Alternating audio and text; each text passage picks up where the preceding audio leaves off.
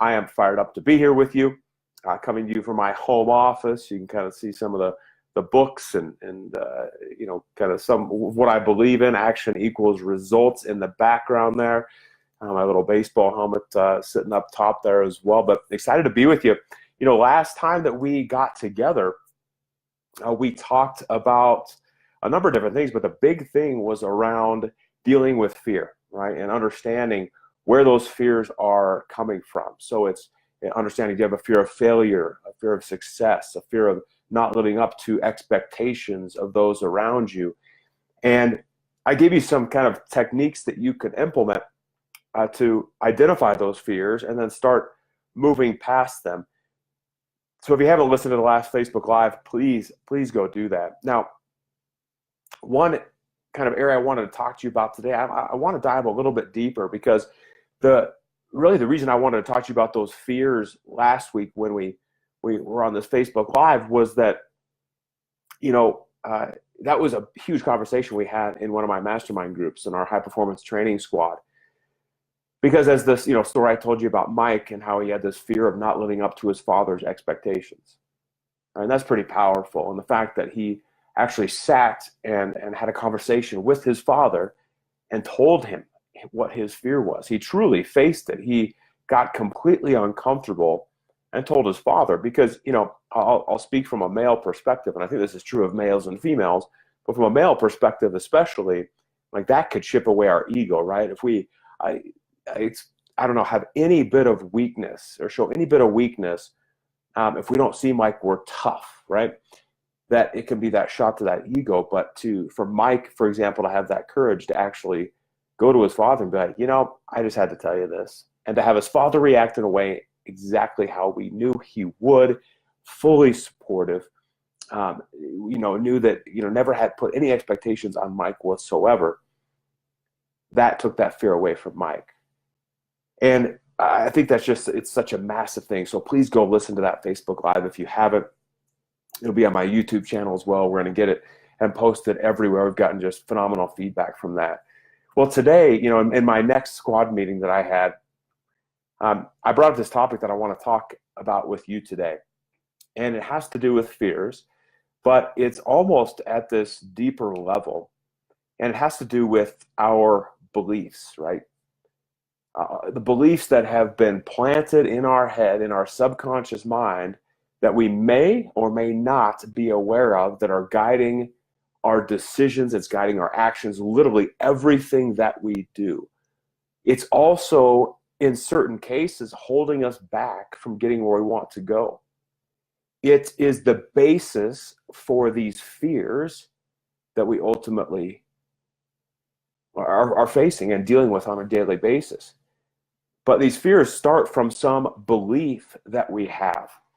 And it was such a fascinating discussion that we had in the mastermind group. We spent, over 2 hours actually talking about this concept and diving deep. And I wanted to really, talk to you about this today, because I want you to start understanding, just like we do with fears, of what beliefs are guiding your behaviors.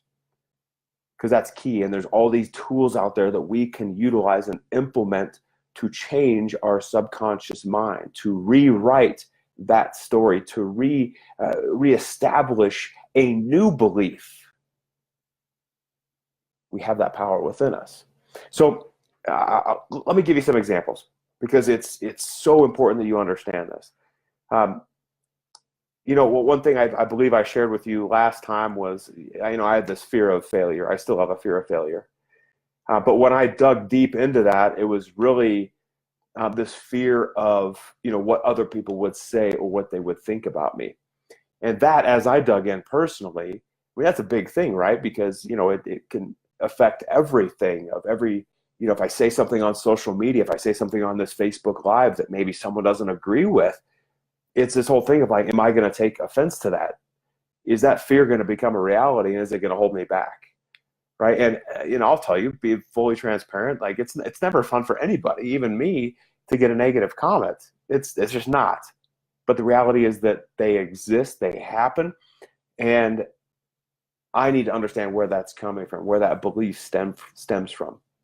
So I have a lot of beliefs that I have grown up with and dealt with that in a lot of cases have held me back. And I want to share a few of those with you. And because the whole goal of our time today is I want you to really spend some time reflecting on what beliefs are almost seared into your subconscious mind, with the understanding that the beauty is that we can wash those away, that we can rub them off, we can create something brand new for ourselves. It's amazing to see what we can do with this. So before I give you examples, I know people are starting to join and do all that stuff. I'd love as you join, as we dive into these subconscious beliefs, to kind of release us from those things holding us back. I mean, type in the comments like where are you from? Where are you listening from? I'd love to hear where you're coming from. So so let's dive into some of these beliefs that I want to share with you. The first actually is something my wife and I deal with. My wife's in the other room right now, and we had a lengthy discussion about this. But she especially grew up with this belief that money will absolutely ruin a marriage. This belief, as we dove into it, kind of tried to figure out where does that really come from. It was really looking at her uncle and aunt. Her uncle and aunt, they have a lot of money, nice house, nice cars, all that sort of stuff. But they also had an awful marriage, and they have had some circumstances happen that I won't go into on this. It's very personal to them. But because they had a lot of money, her parents would often talk about how, money is just going to create issues in your life, and especially in your marriage. And they would point to that marriage of my wife's uncle and aunt and just talk about how bad it is because of the money. And so my wife grew up with this understanding that money is almost like an evil thing, right? We all need money. We have to live. We have to eat. All that stuff, right? But too much money is a bad thing because it's going to ruin a marriage. And so she carried that around with us, right? I also grew up that, there's only a special group that should have, lots of money, in their bank accounts. And for some reason, like I saw my parents struggle, and we were still kind of middle-class family, but I saw them struggle and change jobs and lose jobs. So it became the stigma that money is really difficult to get and really difficult to keep. And so when we entered our marriage, we had these two things kind of collide, right? Especially as we started to grow businesses, her nutrition business, my business, of course, at Pro Athlete Advantage. But we have all these things carried with us that this belief that turned into a fear of success, right? So think about that. I had a belief, my wife and I had a belief that for some reason money, a lot of money, would in essence ruin a marriage. So we had this fear of success because that success would lead to a ruined marriage. Now, you may be listening and thinking like that's completely unreasonable, Matt. Like that makes no sense at all. Like money's not bad.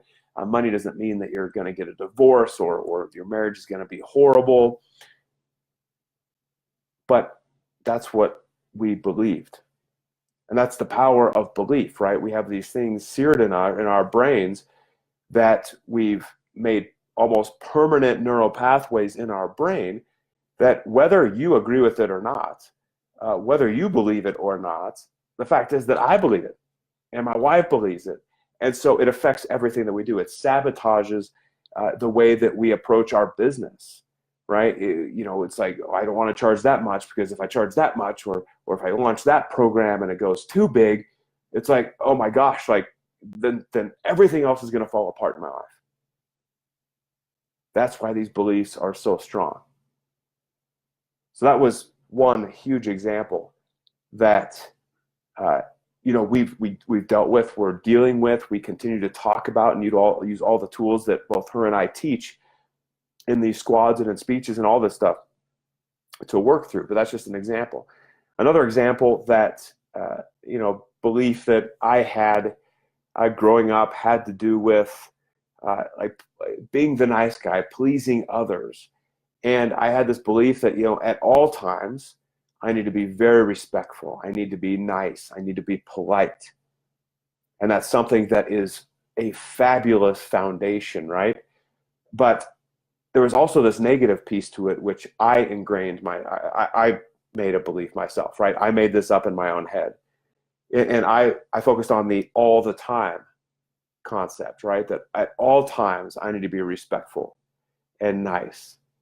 And it turned into this almost people pleasing activity and behavior where at all times, whether someone was rude to me or someone was nice to me, I would turn around and be nice and respectful to that person. And in certain cases, it got me in trouble because in those circumstances, I should not have been nice. I should have stood up for myself more. I should have stood up for what I believed in. And thank goodness that there weren't any huge detrimental impacts to that. But it's been a process for me where that's almost translated as belief that I always have to be nice and respectful and respected. It's turned into this fear of what other people are going to say or think, right? If someone were to say to me, boy, that wasn't very nice, man, or that wasn't very respectful, even though it was the exact thing that needed to be said at that moment, then that fear of what other people think would crop up in me, and I would worry about that, and I would fret over it, and I couldn't sleep. So you have to understand that all of our fears come from some underlying belief that perhaps has been taught by coaches, they've been taught by parents, teachers, colleagues, bosses, spouses, partners, whatever, different friends. They come from all over the place. But if we're not careful, those start to ingrain themselves into how we act and how we behave. Another belief, and before I tell you this one, for those of you just joining now, we are actually diving into our subconscious beliefs, because as we talked on the last Facebook Live about fears and how do we push through the fears, this is diving a little bit deeper and understanding that all those fears are driven out of some subconscious belief that has become part of our kind of automatic second nature thinking. And so to really get at those fears, we have to get at those subconscious beliefs. So I've been sharing a few of my beliefs that have kind of molded me into the person I am today. One other kind of belief that I grew up with was actually mainly came from my mother, as a matter of fact. And again, nothing wrong with this one at all. It's just what I grew up with. My dad was a salesman. He sold semi-trucks, like big Peterbilt semi-trucks. So if you see those Peterbilts rolling on the road, chances are my dad may have sold one of those to that person driving. But he did that for years and years and years. And I remember growing up, we had all these, ups and downs and cash flows. And of course, we didn't know the ins and outs of it. But, being in a sales role, it can be volatile. Ask any salesperson. Some months are good, some months are bad. Hopefully you build a business and you don't have those big swings. But reality is it's a tough business. Well, my mom would constantly preach to me how, when I grow up, I need to go to college. I need to get a good job. I need to have a, stable income, stable job. I can climb the corporate ladder, but just have that stability in my life. And so I did that exact thing. I went to college. I ended up going to graduate school after that. I went and got some good jobs, worked for some great companies, continued to climb that corporate ladder until that something else was gnawing at me, and I started the business, right? That's the short story. I started a business. And I really struggled out of the gate those first few years, because all of a sudden I came from this really stable part of my life. And the belief was have stability. That's what I had created in my brain, create stability. And then all of a sudden I stepped out and all consistency and stability disappeared, like almost overnight. Actually overnight, it disappeared, it was gone. And it started to crop up all these fears and the self-doubt. But it was based on this underlying belief that if I need to have stability, it's almost like me questioning myself, what are you doing, Matt? Like, why are you doing this? Like, this is going against everything that you believe, that you've created in your mind. And now you're doing the complete opposite of it. So for me, it was that understanding where, and in certain cases, let me tell you how it would work.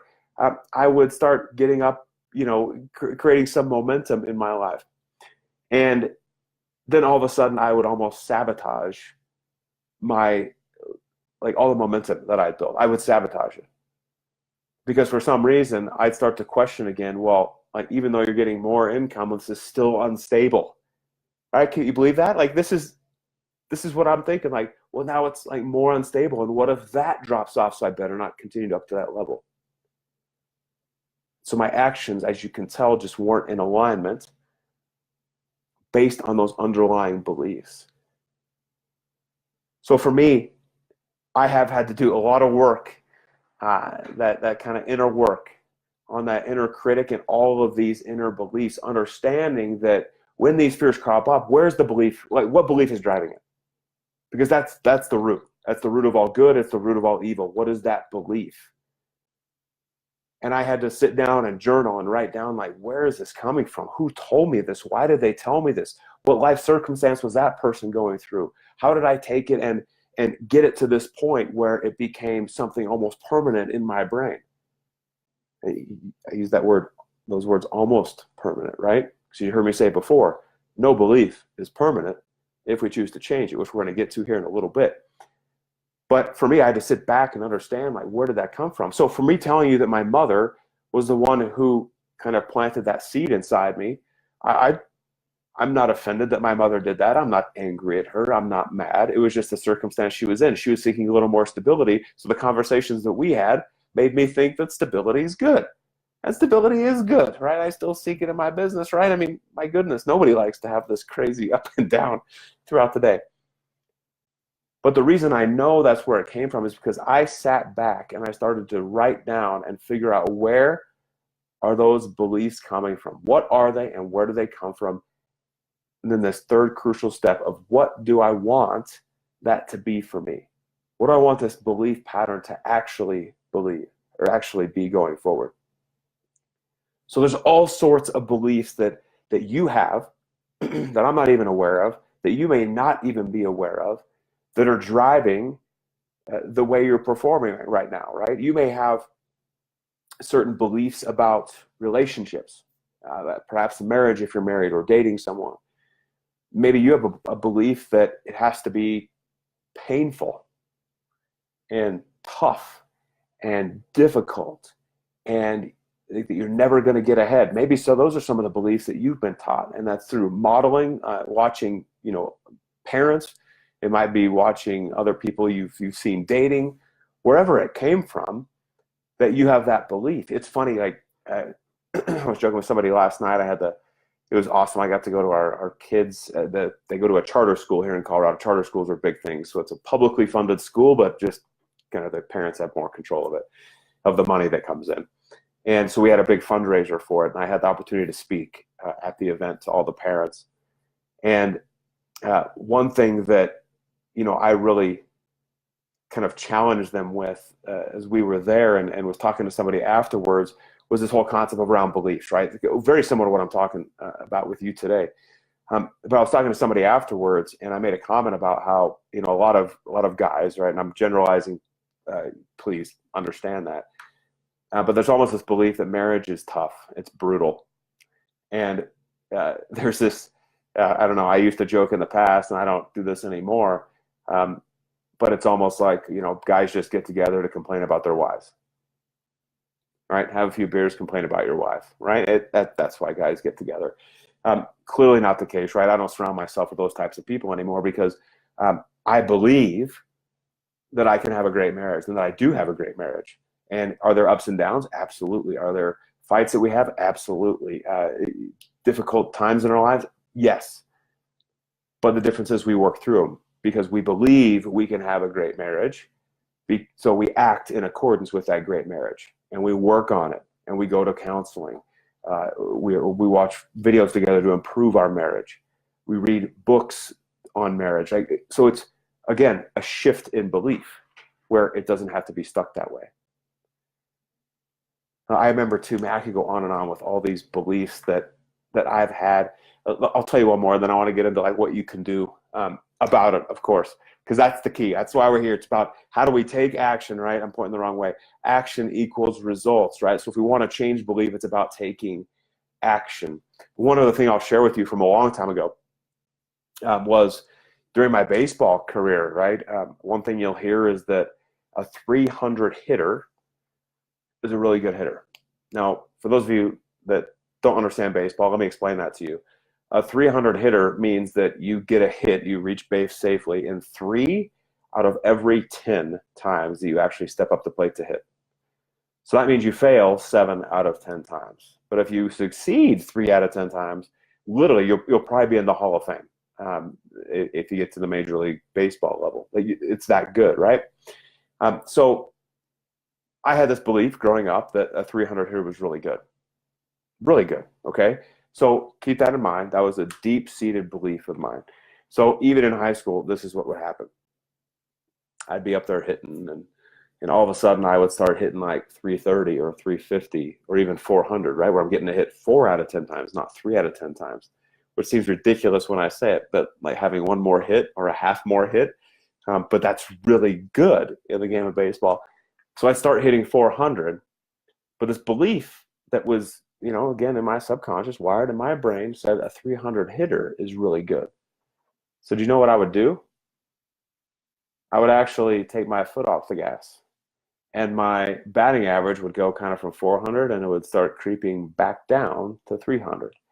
Now, let's look at the flip side, right? There were certain cases where I had some really bad, poor games, right? I would not get a hit in 4 attempts, right, as an example. Well, my batting average would start to drop. And so all of a sudden I'd kick it in gear and I'd be like, well, wait a minute, like a 300 hitter is really good. So all of a sudden, if I was at 250, all of a sudden I would start hitting better and better and better back up to that 300 level. But then I would just chill right there because I had that belief that, 300 hitter was fabulous, right? So you think about this, and again, is that a bad thing? No, a 300 hitter is pretty good. But what if I told you that in high school I should have been a 500 hitter? I should have gotten a hit every 5 out of 10 times. What if I told you I should have been a 600 hitter? Maybe even greater than that, right? What if I would have told you that? You see, because I had this belief, it led to this fear of failure. But the fear of failure was only so great if I wasn't worried about if I was at 300. So that's the level I played at. So understand this, that your behaviors, your actions follow your beliefs.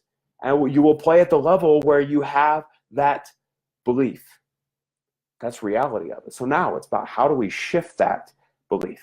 How do we rewrite that belief, rewrite that story to say we are here, we know it's possible to go here, and we have that power to close that gap. That's what I want to talk to you about today. So a couple things that you have to do right away. And this takes some reflection time. And there's certain ways you can prepare for this, but one of the big areas I wanted to talk to you about today is journaling. I don't know how many out there are big into writing things on pieces of paper. Perhaps you have been like me in the past where it's more of a mental exercise where I'm standing in the shower or driving my car and I'm just thinking of these things, right? These things that crop up and diving in. But when I learned to actually carve out time, get out an actual notebook, which I've got my little journal notebook right here that I utilize. But when I finally sat down and understood that I am going to get out my journal, and for guys, you can call it something else if you think it's not as manly as you want it to be. You can call it your, I have no idea what you call it, right? Your momentum journal. I don't know. Come up with a cool name for us. You don't see it as a journal, right? Isn't it funny the stereotypes we have? Like, I don't know, stigmas we put on stuff of like a journal is, it's maybe for women, right? That's what a lot of manly guys think. Well, I say get out a journal. Let's go, man. Let's dive in. Let's figure this thing out. So, but it's actually carving out that time and sitting back and getting in a quiet place with no distractions, phone to the side, and start diving into really what fears you have, but going a level below into figuring out what are those beliefs that are driving those fears. And it's starting to write down, like, how were you raised? What did you experience? What did those teachers or coaches or parents or colleagues or bosses or friends, what sort of things did they tell you? that have led you to believe whatever that thing is for you. Again, maybe for you, it's about some relationship that you're in. The relationships have to be tough. You all know what these things are, right? So you all know what these things are. So it might be something like that. It might be something with health and nutrition, that, staying fit, or getting healthy and eating right is the hardest thing in the world. Maybe that's a belief that you have in your mind. But it's writing down, where did that come from? Right? Maybe you think that if you don't have that donut or that Snickers bar or whatever, that life is just not worth it, right? That you can't enjoy life. But actually write down in your journal just everything you can remember about that situation. Where did it come from? Why do you think those people taught you that? That's such a key thing. I want you to look at your health, your nutrition, your fitness. I want you to look at your finances, your relationship with money, right? Maybe this belief that earning money is really, really difficult. Maybe you have a belief like I did that and my wife did, that, too much money will wreck a marriage. But look at finances as well. Look at your business. If you happen to be a business owner or entrepreneur, what beliefs do you have about that business that have come from your past, that maybe starting a business is too difficult? Or maybe people have told you that, just start a business and everybody else will do all the work for you, and you can just sit back and count your money and not put any work into it. And maybe that's what's holding you back, because you are not invested in doing the work. Right? Isn't it interesting how these beliefs come from every direction, and they can be seen as good or bad or in the middle, or we're all that different and unique. But look at your business, look at your career. Maybe you have this belief that people from, with your background, with your experience, can only do that they can only get to this level. And think about where that belief came from. So you have all these different areas you can explore. And I want you to pick one that you can dive into to start understanding this. That's the key first step. You must understand where it came from. You have to. Because otherwise, you have no basis to rewrite a story if you don't know what the original story was.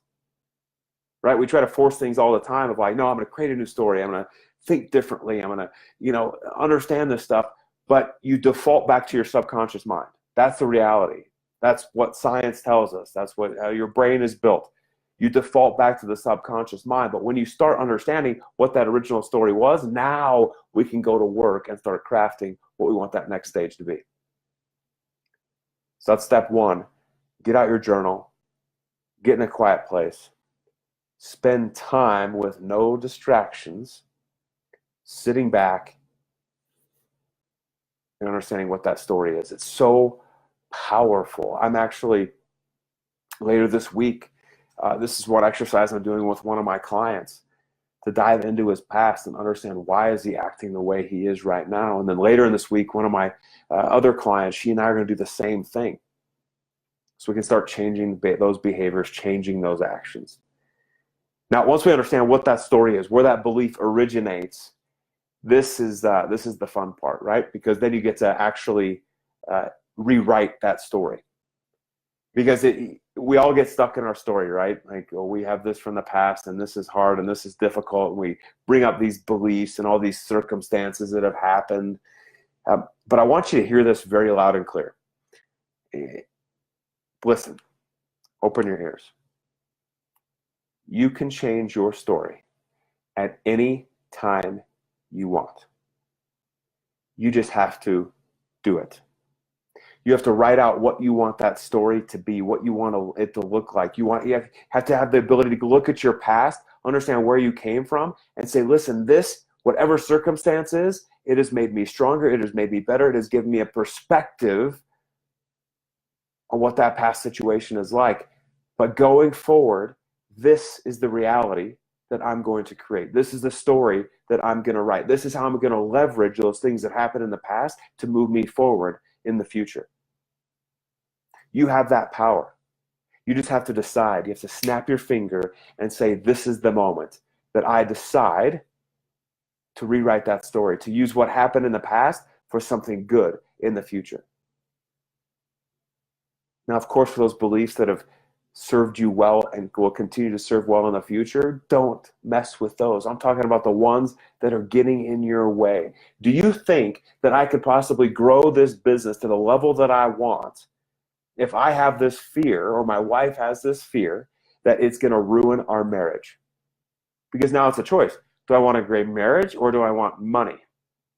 Instead of saying we've had that belief, we know it's not true because there's lots of examples of couples who've done phenomenally well, even though they've had money.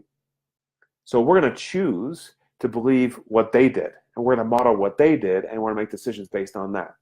But it will be impossible for me and my wife to grow our businesses to the level we want to get them to if we have this fear that our marriage is going to suffer from it. They all go hand in hand.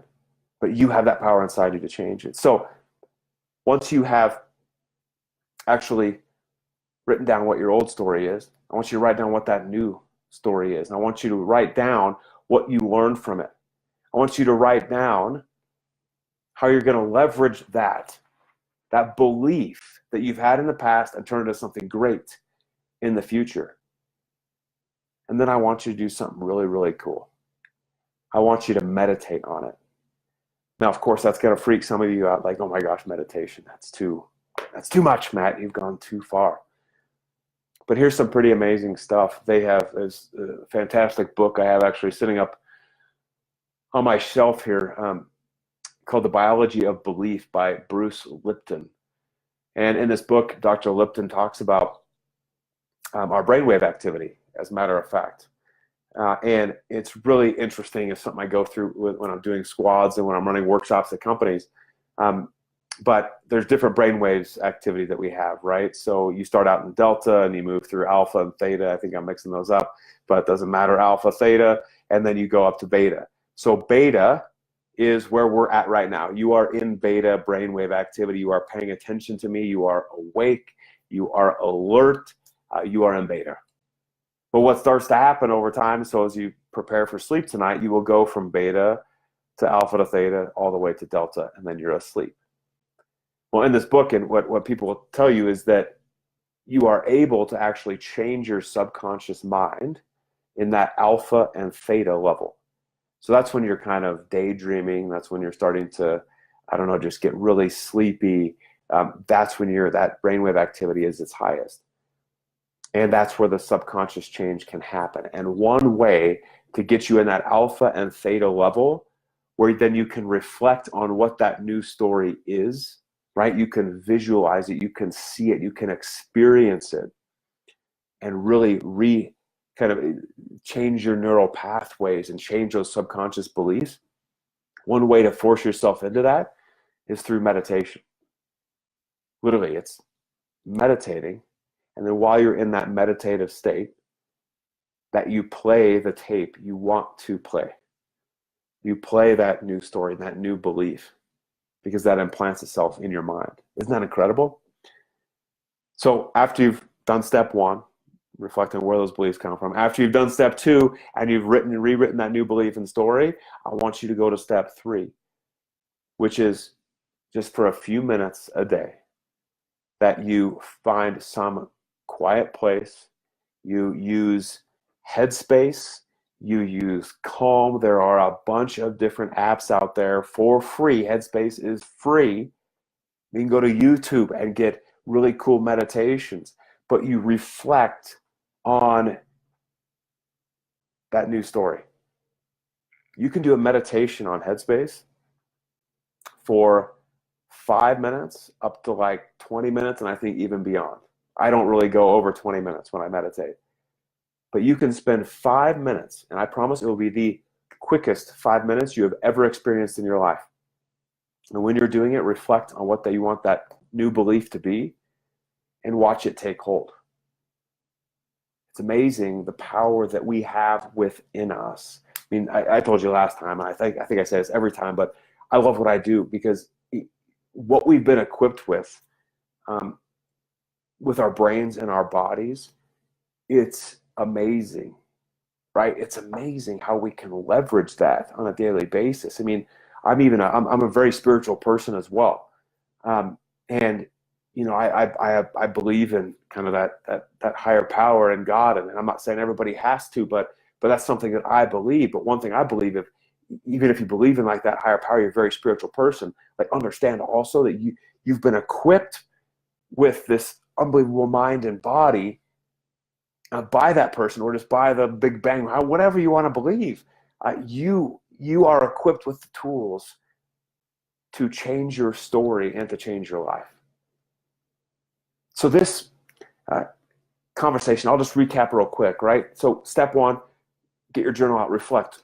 Where do those beliefs come from? Like who told you that? What's the story you've been telling yourself? Step two, write out what you want your new story or new belief to be. And step three, go get Headspace, go to YouTube, go to Calm, gosh, there's a ton even on my phone. Go find a meditation app and sit back and reflect on that new story. That's the action I want you taking away from you taking away today. That's what I want you to do from this. I spend a lot of my day, even I'm a mindset coach, I'm a mental toughness coach. I'm a mental resilience and emotional resilience coach. I get to go do different speeches, stuff like that. What you have to understand is that everyone, including me, is dealing with these fears and doubts and self-belief issues, and it crops up. We are also constantly, at least for me, like we all have these beliefs that, again, I'm not aware of certain beliefs that I have at this point, right? And different circumstances, different situations make those pop up for me.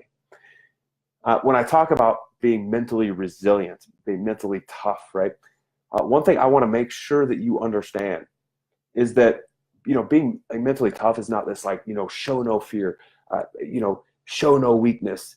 That's the furthest thing from the truth.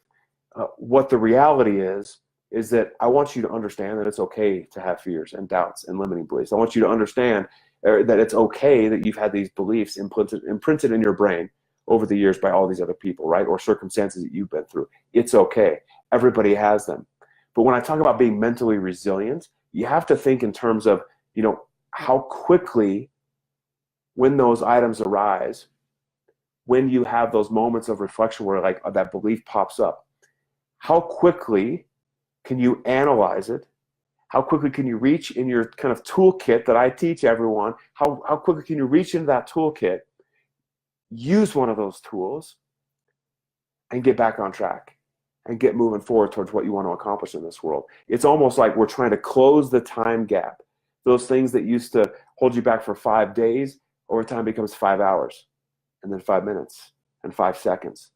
So I'm constantly training myself, because again, those things will crop up for me, but I've also become very good at assessing them, understanding them, writing things down, and then figuring out what action I need to take to move forward. Reaching in my toolkit that I'm blessed to teach now, but reaching in my own toolkit and figuring out what can I do to move forward.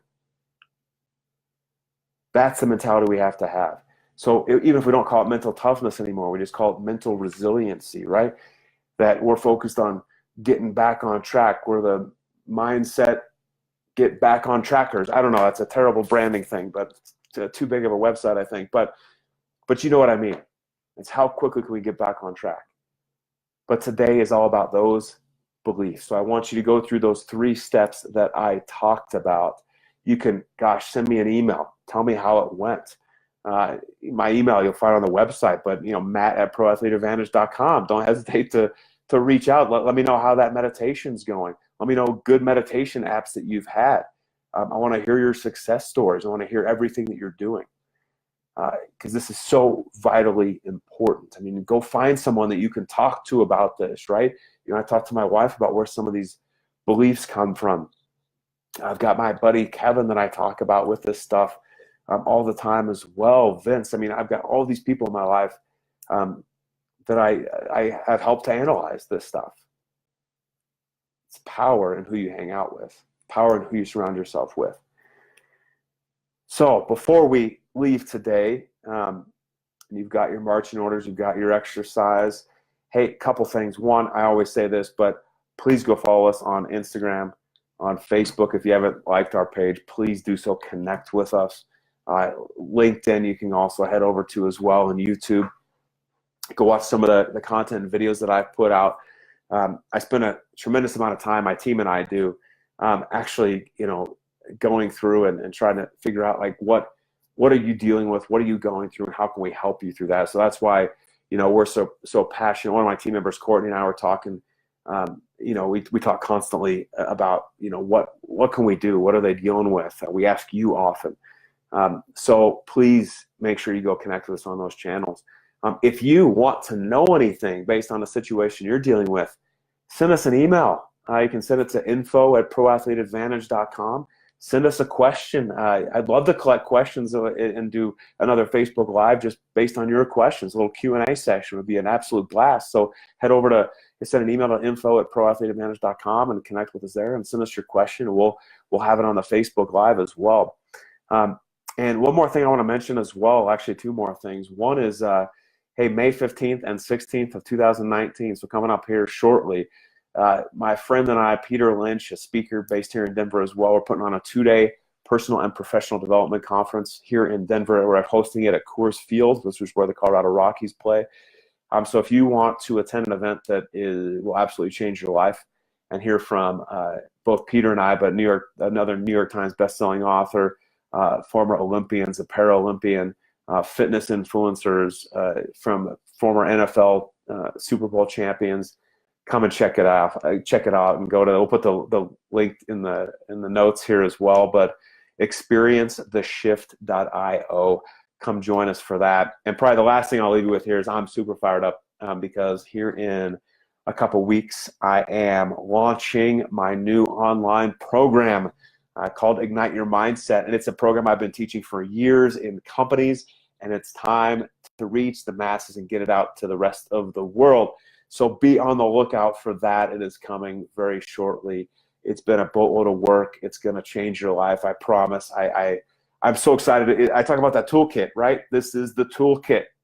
This is the level 1 program. There's a level 2 toolkit as well that will come later on. But be on the lookout for that. You can always, go to proathleteadvantage.com. Check out, obviously if you're connected with us on Facebook and Instagram, you'll hear about the launch as well. But I am fired up to bring that to you and reach people from literally all over the world. So with that, I am gonna leave you and shut down. Hey, next Sunday night, please check in at the same time, 6:30 Mountain Time, 8:30 Eastern. I will be back on my next Facebook Live with a topic that you're absolutely going to love. So I'm not even going to tell you what it is. I want you to check it out and leave some intrigue with you. But join us next Sunday as well, and can't wait to dive in further into that topic as well. So I hope you have a fabulous rest of your evening. This is Matt coming to you from my Denver home office. I'm going to go hang out with my family for a bit before the kids go to bed, and I hope you have a great night. See you soon. Thanks.